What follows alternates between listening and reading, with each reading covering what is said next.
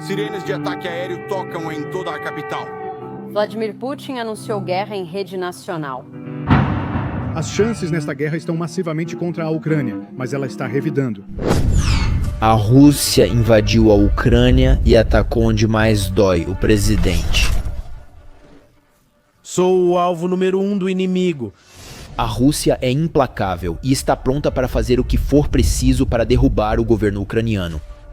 O presidente russo Vladimir Putin eleva as apostas na guerra contra a Ucrânia. Putin afirma que não está blefando ao dizer que usará todos os meios, até armas nucleares, para defender a Rússia. Mas Vladimir Putin mal sabe contra quem ele realmente está enfrentando. Vladimir Putin não sabia com quem estava se metendo quando decidiu invadir a Ucrânia. Em meio a todo esse caos no leste europeu, há um homem do outro lado do mundo, nos Estados Unidos, com uma ferramenta poderosa, uma ferramenta que vai moldar o futuro desta guerra, uma ferramenta tão poderosa que ajudou a capturar o homem mais procurado do mundo. Os Estados Unidos realizaram uma operação que matou Osama Bin Laden, o líder da Al-Qaeda. Após 4 meses de uma luta incansável contra as tropas russas, o governo ucraniano está tendo dificuldades para acompanhar a sequência de ataques. É nesse momento que atinge Zelensky. Em 24 de fevereiro, com a invasão russa vindo de 3 lados, o presidente ucraniano Volodymyr Zelensky pegou sua arma mais poderosa, seu telefone. Ele faz uma ligação que mudará para sempre a trajetória desta guerra. Do outro lado da linha está um excêntrico doutor e bilionário à frente da Palantir Technologies, um gigante da mineração de dados que comanda a inteligência militar dos Estados Unidos da América. Um homem que não tem medo de dizer o que pensa, às vezes recusando convites do presidente e até mesmo criticando o governo para o qual trabalha. Um homem que ameaçou impiedosamente o presidente da Rússia. Se você falhar, será morto. Este homem, apesar de ter dislexia e ter sido criado por pais hippies, chegou ao topo da gigante de tecnologia mais temida dos Estados Unidos e agora é a maior esperança da Ucrânia na guerra em andamento.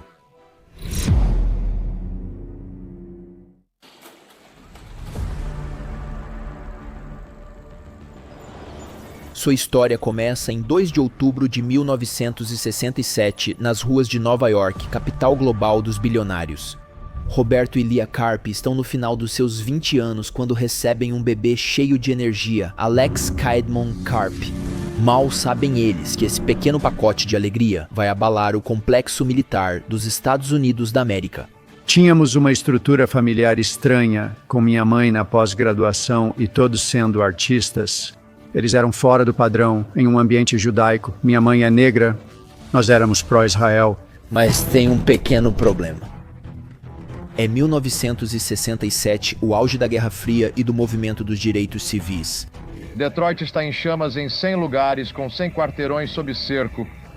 Ao andar pela área, pessoas gritam de suas casas, cuidado com atiradores. Newark, Nova Jersey, virou palco de tumultos raciais, violência e ódio.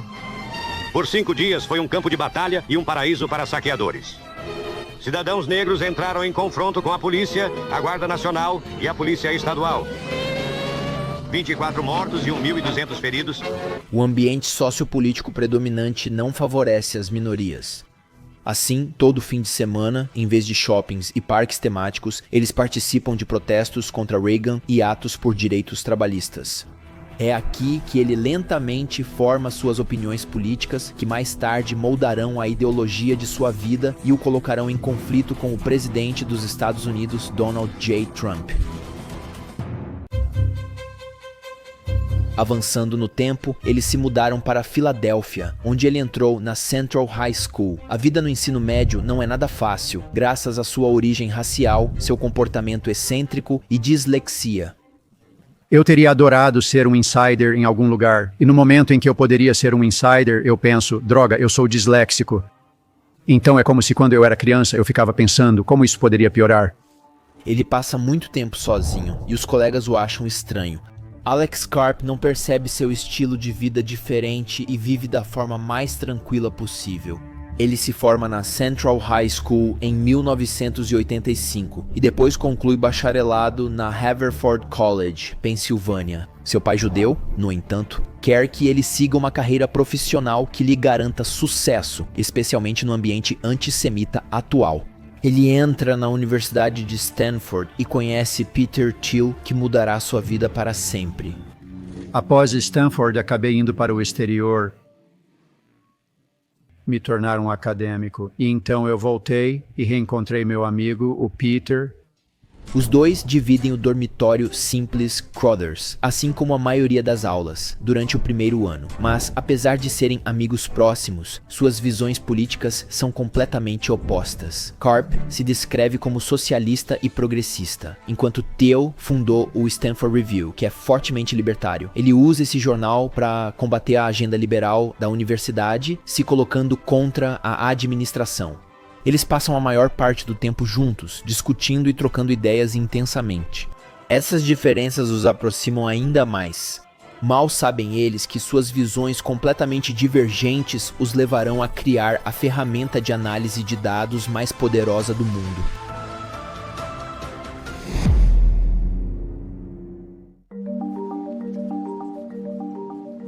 Após se formar em Direito pela Universidade de Stanford com um Juris Doctor em 1992, Alex decide não seguir carreira na área. Depois fui para Frankfurt para conseguir um doutorado, um neoclássico. Filosofia social, que é uma forma elegante de dizer um caminho rápido para o desemprego, certamente para ser a pessoa mais instruída e menos remunerada do planeta. Mas mal ele se formou com um doutorado, ele recebe uma ligação de partir o coração. Seu avô faleceu quando ele tinha cerca de 32 anos e deixou para ele muito dinheiro de herança. Alex Karp ganhou experiência administrando o dinheiro dos outros ao investir a herança do avô em um fundo de capital de risco. Pessoas de alto patrimônio começaram a procurá-lo para administrar seus investimentos. Isso o leva a formar a Sedmon Group Company, uma empresa de gestão de ativos.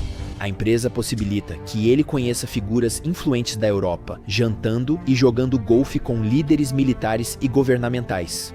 Enquanto isso, Peter Thiel se destacou e fez seu nome no Vale do Silício. Juntos com Elon Musk, eles cofundaram o PayPal e o venderam para o eBay por $1,5 bilhão. Ele pega seus lucros e cria um fundo de hedge chamado Clarion Capital, enquanto o restante segue para formar outras empresas, uma das quais se tornará a esperança da Ucrânia em sua guerra com a Rússia.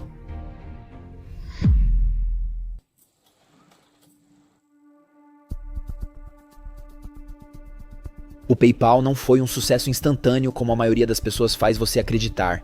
Seus primeiros dias tiveram polêmicas, denúncias de corrupção e ataques cibernéticos frequentes.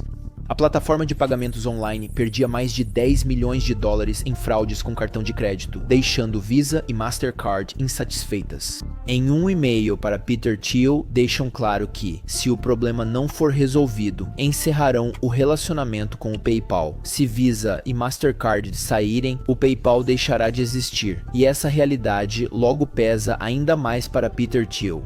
Ele logo monta uma equipe interna para resolver o problema. Nesse processo, eles criam uma ferramenta chamada Igor, que escaneia todo o banco de dados do PayPal, identificando casos fora do padrão e analisando-os mais a fundo para encontrar padrões que correspondam a comportamentos fraudulentos. É uma forma de, você sabe, padrões e dados serem visualizados por meio de uma combinação de computadores e analistas humanos, e de um jeito que não simplesmente vasculha o planeta.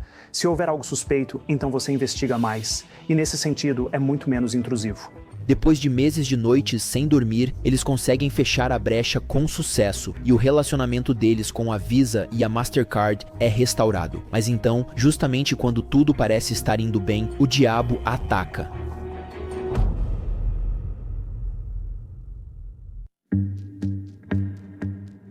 A América é posta de joelhos. Baleias e sirenes tomam conta de todos os cantos do país. Ninguém previu isso, nem mesmo o alfabeto de agências de contra-terrorismo e militares dos Estados Unidos da América.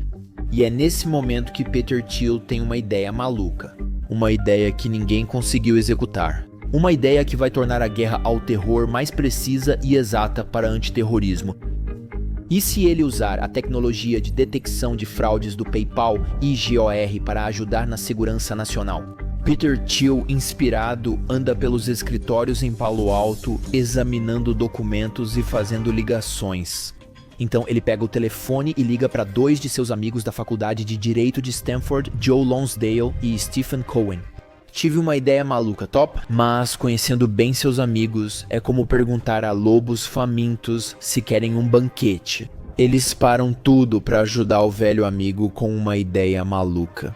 Ele também convence Nathan Gettings, engenheiro do PayPal, a se juntar a ele na missão de criar essa ferramenta civil contra o terrorismo. Eles escolhem o nome Palantir para a empresa.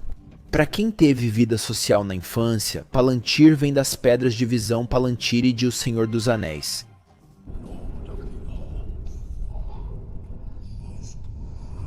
As pedras Palantiri permitem ver e rastrear pessoas a grandes distâncias. Elas só deixam você ver o que quer ver, e é exatamente para isso que a Palantir foi criada. Ela permite que o usuário marque seus dados e, usando essas marcações, identifique e estruture os dados de uma forma que seja fácil de analisar e interpretar, utilizando vários métodos de apresentação de dados. Cofundada por Peter Thiel, em 2003 sua missão é fornecer softwares para integrar grandes volumes de dados, de imagens a planilhas, em uma plataforma central, onde podem ser analisados e interpretados com segurança. A missão central da nossa empresa sempre foi tornar o Ocidente, especialmente a América, o mais forte do mundo, pelo bem da paz e prosperidade globais. Nos primeiros dias, Peter Thiel financia a empresa quase inteiramente com seu próprio dinheiro. Ele investe um total de 30 milhões de dólares nos custos iniciais, mas com um protótipo de produto já em desenvolvimento, eles têm apenas um problema. Eles são muito jovens, o que dificulta que investidores e clientes potenciais os levem a sério. Defendemos mal nosso ponto de vista. Foi difícil, pois não entendíamos o que eles diziam e eles não nos entendiam. Ao contrário do Facebook ou de algum outro brinquedo viral do Vale do Silício, a Palantir foi criada para os grandões, e ninguém vai confiar a segurança nacional a jovens de 22 anos. Então, adivinha quem aparece? Alex Karp e Peter Thiel se conheceram na faculdade de Direito, mas Karp sempre foi excêntrico e discordava politicamente de Peter. Peter Thiel é mais à direita, Alex Karp à esquerda. As discussões eram tão interessantes e complexas que Peter viu valor em Alex Karp liderar a empresa.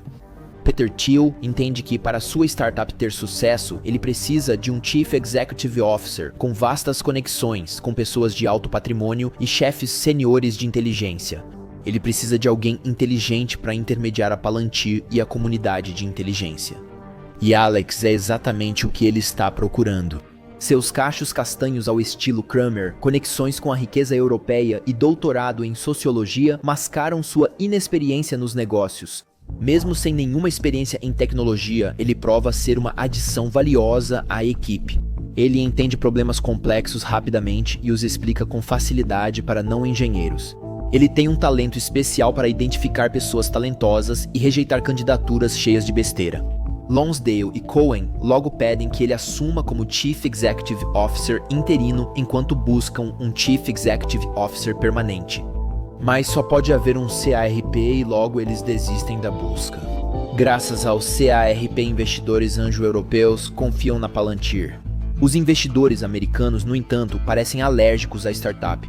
Em uma reunião, o presidente da Sequoia, Michael Moritz, fica entediado e só rabisca. Em outra reunião, o executivo da Kleiner Perkins faz uma palestra para os fundadores da Palantir sobre o fracasso inevitável da empresa deles durante 1h30.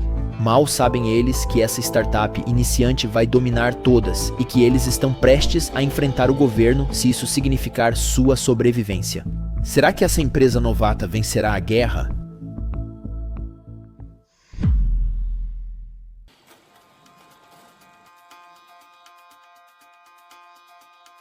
Em 2005, a Palantir está enfrentando dificuldades financeiras depois de esgotar quase todo o seu capital inicial. Eles precisam de investidores e precisam deles rápido. Peter Thiel e Alex Karp são famosos por sua determinação intensa.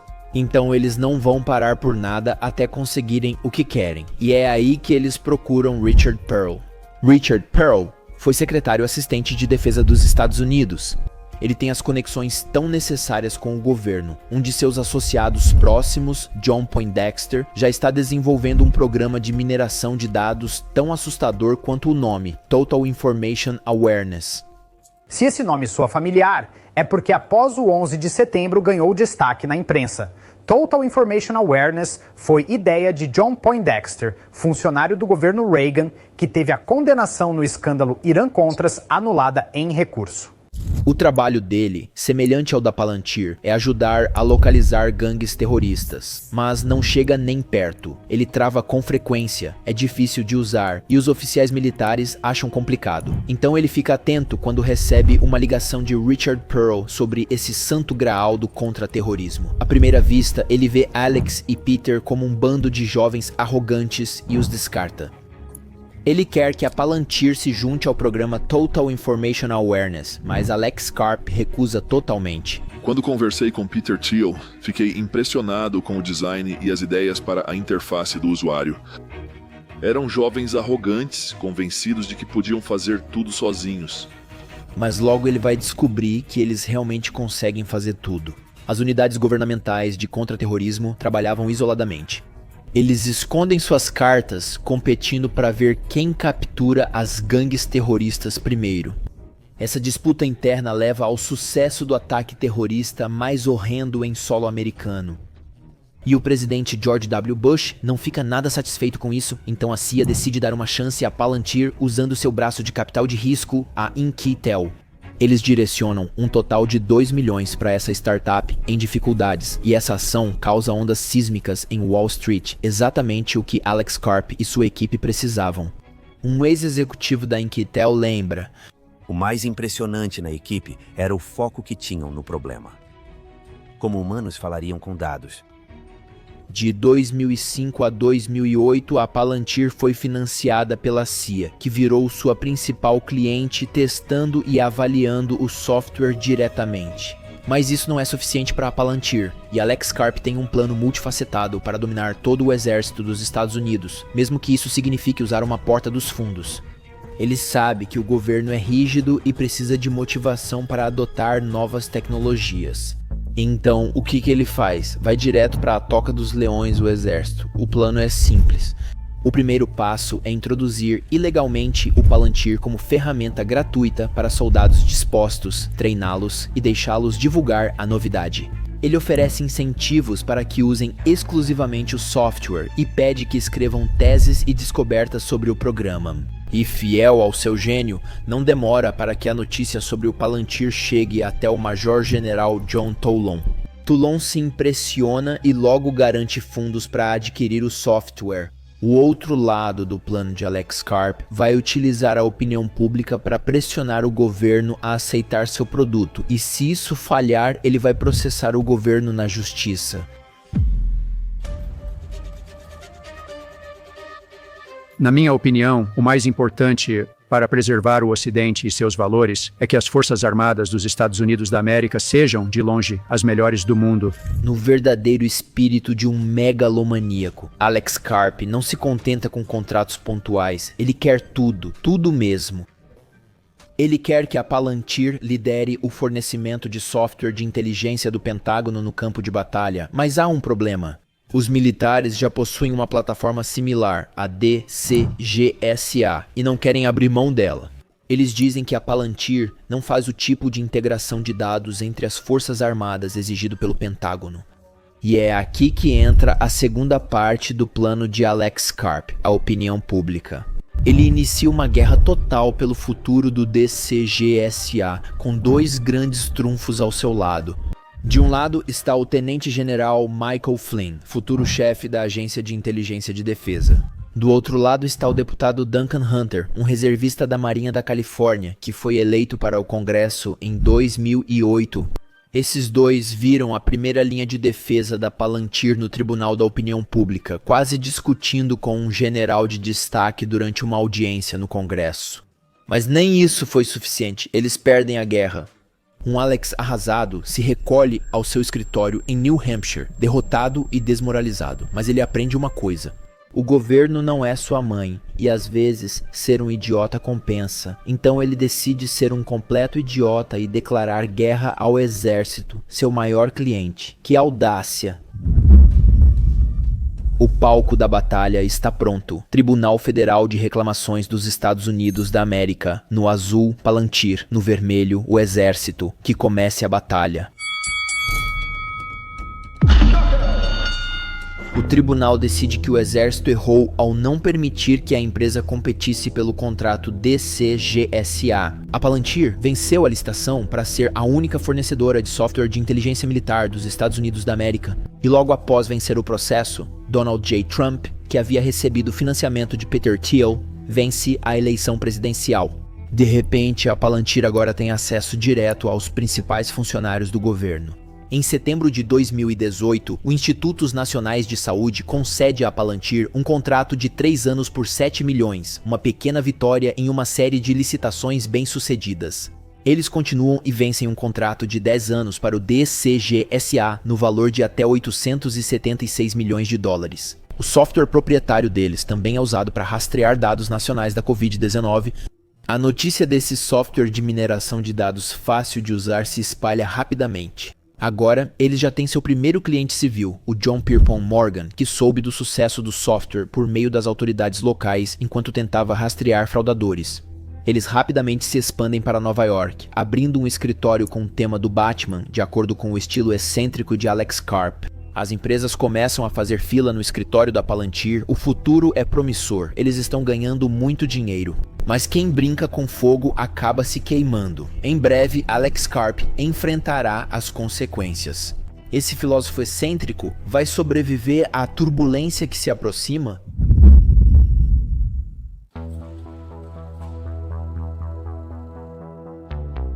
2010 Palo Alto. Aaron Barr, o novo Chief Executive Officer da HB Gary Federal, fez uma parceria com a Palantir. Ele relaxa em seu escritório quando o computador apita, um e-mail do escritório de advocacia Hunton e Williams. Eles querem que a Palantir ajude na coleta, integração e análise de dados no trabalho de construir um dossiê contra o fundador do Wikileaks, Julian Assange. E Aaron Barr não deixa a oportunidade de ganhar uma boa grana escapar. Ele aceita a oferta e diz à equipe da Palantir que eles só precisam provar que o Wikileaks está hospedando dados em certos países para facilitar a acusação. Ele também acrescenta nos e-mails que devemos focar nos seguidores globais, voluntários e doadores do Wikileaks para que saibam que se apoiarem a organização, iremos atrás deles. Ele também pretende lançar ataques cibernéticos em um servidor que o Wikileaks usou na Suécia para obter dados sobre pessoas que estão enviando informações anonimamente. Toda essa situação é completamente contrária ao objetivo inicial da Palantir de proteger as liberdades pessoais, e a notícia logo chega às mídias quando outro grupo de hackers ativistas, o Anonymous, invade os e-mails de Barry e expõe a Palantir como apenas mais um mercenário cibernético. Alex Karp está desanimado, mas ele não vai desistir, ainda não. Ele afirma não ter responsabilidade.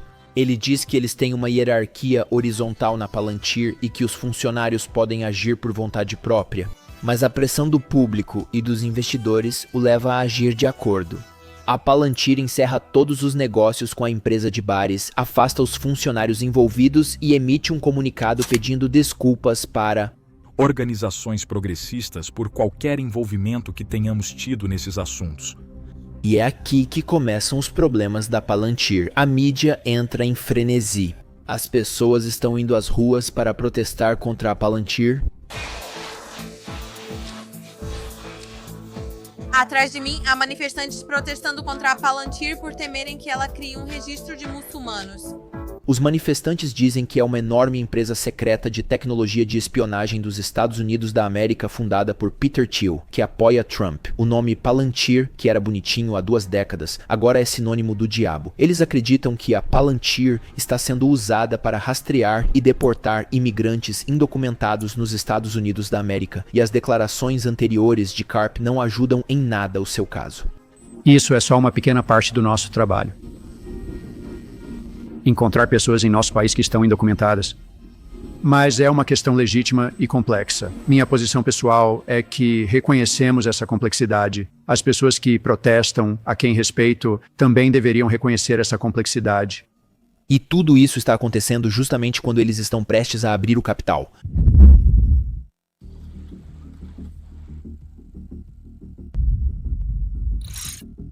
Bolsa de Valores de Nova York. 2 horas antes do fechamento do mercado, a Palantir abre o capital e eles não são os únicos. Cerca de 81 ofertas iniciais estavam previstas para arrecadar 28,5 bilhões de dólares americanos naquele dia. Mas a Palantir não está seguindo o caminho tradicional do oferta pública inicial, com Alex Karp afirmando que quer manter o controle total da empresa. Existem 2 tipos de ofertas iniciais na bolsa: oferta pública inicial e listagem direta. A oferta pública inicial vende ações ao público por meio de subscritores como bancos de investimento. Em uma listagem direta, no entanto, os acionistas privados vendem suas ações diretamente ao público, sem a necessidade de um subscritor. Wall Street normalmente não gosta disso porque geralmente você tem um grande banco como John Pierpont Morgan ou Goldman Sachs que subscreve o processo de oferta pública inicial para levantar capital, e eles ganham muito dinheiro com isso no final. Se você vai direto ao mercado, grandes bancos lucram menos com você. Como resultado disso, o mercado nunca gostou muito da Palantir por fazer isso, mas os funcionários que estavam lá há 20 anos puderam vender algumas ações no mercado e obter os retornos tão necessários. Se você assistiu aos nossos vídeos anteriores, sabe que convidar a pessoa errada para sua casa é um negócio arriscado. Alex Karp deseja manter controle rígido sobre sua criação. Segundo Alex, abrir o capital da Palantir dificultaria a gestão da empresa, mas essa venda não será fácil. Então é por isso que Alex Karp, Peter Thiel e Stephen Cohen se atribuíram ações poderosas, as ações classe F de fundador. Essas ações garantem quase metade do poder de voto indefinidamente, mesmo após venderem a maioria das ações, prática comum em grandes empresas do Vale do Silício. Essas ações classe F foram essenciais para tornar a Palantir o que ela é. Há muito tempo, a Palantir era criticada por investidores porque eles não atuavam na Rússia, eles não atuavam na China. Eles evitavam laços geopolíticos, pois sua tecnologia era única e forte. Por causa das ações classe F que eles negociaram anos antes, eles basicamente puderam dizer se danem para os investidores com essas ações classe F e fazer o que quisessem. Mas horas após a abertura dos mercados, os acionistas ainda não fizeram sequer uma venda. O tempo está passando. O software do Morgan Stanley que a Palantir está usando para negociar ações travou e as negociações não estão sendo concluídas. Essa ironia de uma empresa conhecida por analisar dados há 17 anos, mas que não consegue encontrar alguns de seus próprios acionistas, está passando a mensagem errada. Eles precisam agir rápido. Joe Messent, chefe de execução da Citadel Securities, está em consulta com o Morgan Stanley e a Bolsa de Valores de Nova York. Após idas e vindas e só 1 hora restante, o problema é resolvido e as guerras de lances iniciam. A ação fecha o dia a $9,50, 38% acima do preço de referência. Em 1 hora, uma empresa avaliada em 10,5 bilhões de dólares termina o dia em 15,8. Não faz sentido que uma empresa que teve um prejuízo de 580 milhões no ano anterior, com mais de 20% da sua receita vindo de apenas 2 clientes, tenha tanta confiança dos investidores. Mas mais do que isso, mostra que Alex Karp é um homem a ser reverenciado.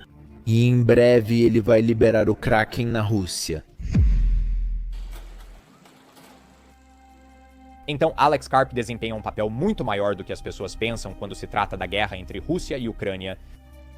Quem tentar nos impedir ou ameaçar nosso país e povo deve saber que a resposta da Rússia será imediata. E isso levará vocês a consequências que nunca enfrentaram em sua história.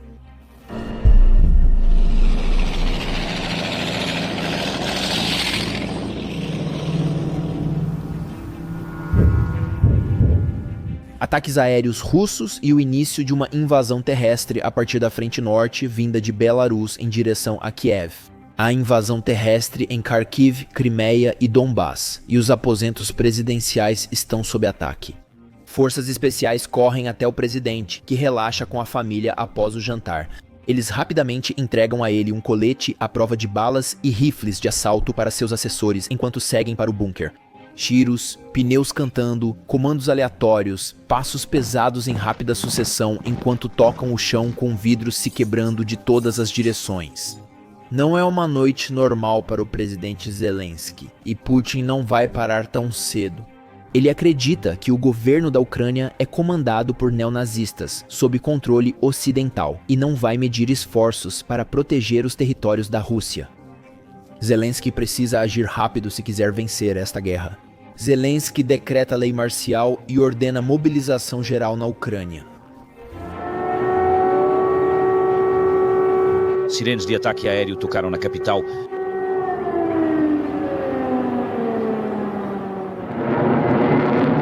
Entre as nuvens, um caça passou voando sobre nossas cabeças. Russo ou ucraniano, não sabemos qual. Significa reunir e preparar tropas e suprimentos militares para a guerra. Está prestes a acontecer.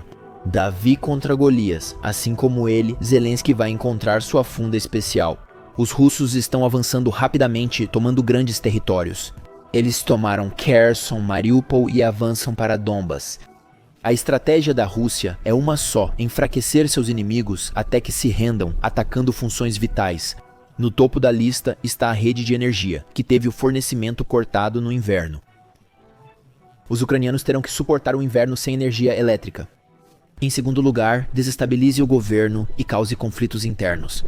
Em terceiro lugar, cause medo entre os civis, atacando bases militares próximas até que todo ucraniano se renda e adore Putin. Mas não tão rápido. Do outro lado do mundo, nos Estados Unidos da América, alguém estava observando atentamente. Na manga dele está a ferramenta militar mais intuitiva já inventada.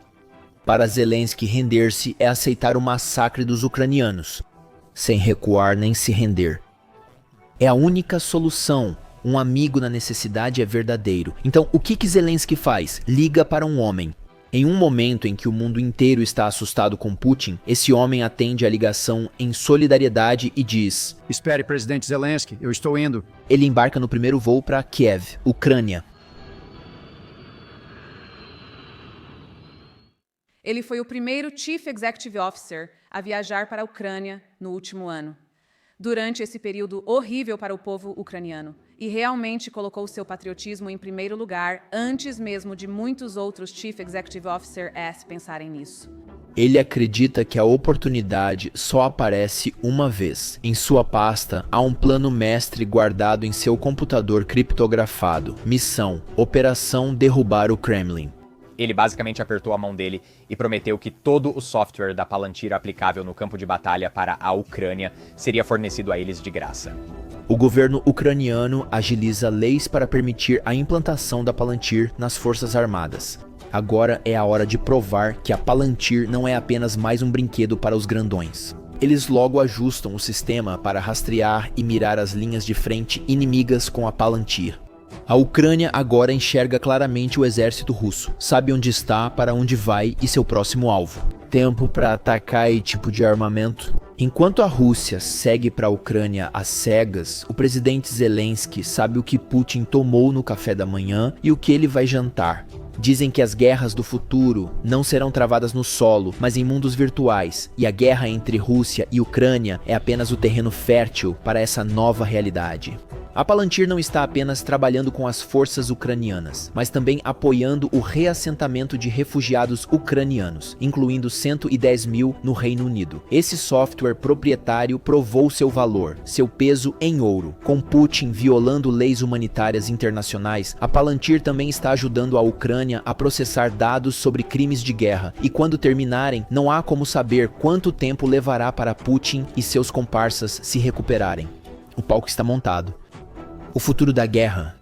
Incerto. Alex Karp será lembrado como quem revolucionou a guerra ao levá-la para a nuvem? Ou ele será apenas mais um nerd do Vale do Silício que foi contra a realidade e fracassou? Só o tempo dirá.